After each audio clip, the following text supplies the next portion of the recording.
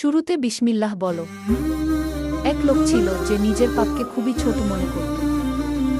একদিন সে একটা গাছ থেকে একটা পাতা ছিঁড়ে মজা করে। তখন একজন আলেম বললেন, হে মানুষ, তুমি জানো না এই পাতাটি হয়তো আল্লাহর জিকিরে ব্যস্ত ছিল? লোকটি কাঁপতে কাঁপতে বলল, আমি তো জানতাম না কি। আলেম বললেন, তাই তো শেখানো হয়েছে, পাপকে কখনোই ছোট মনে করো না, কারণ তুমি জানো না কোনটা আল্লাহর গজব টেনে আনবে আর কোনটা তার রহমত। তাই আসুন আমরা সবসময় চেষ্টা করি নেক কাজ করতে আর ছোট পাপ থেকেও বিরত থাকতে।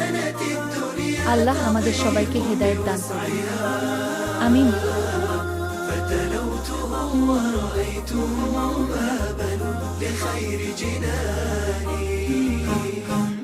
قرآني